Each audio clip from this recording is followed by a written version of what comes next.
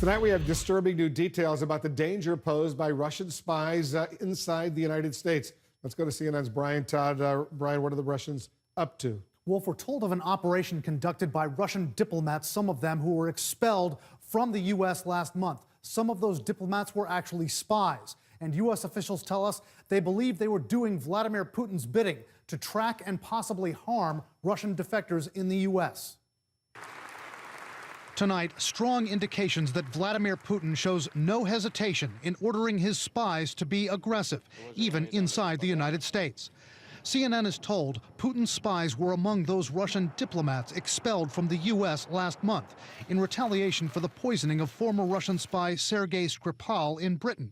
U.S. officials say those spies were tracking Russian defectors who were being resettled in the U.S., in one instance, casing someone who was part of a CIA program to provide Russian defectors with new identities. And U.S. officials say they may have been preparing to target those defectors.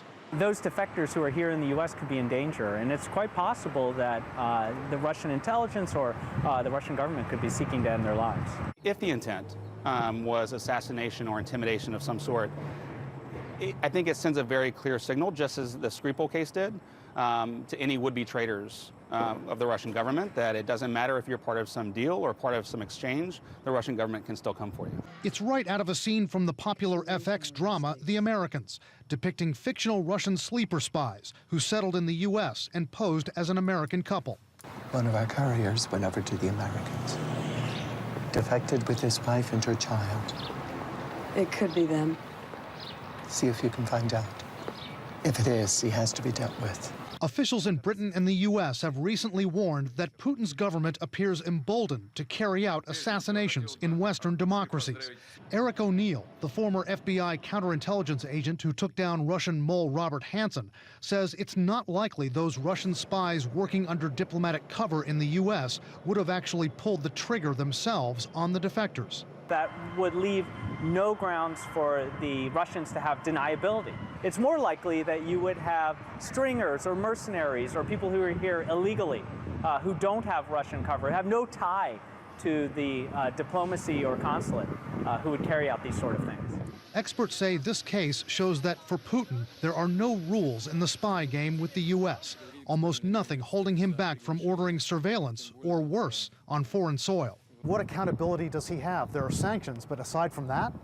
I mean, I think he still remains quite popular to the Russian people. He's surrounded himself with people that support him. There's a network there, and I just don't see this, domestically really weighing against him at all.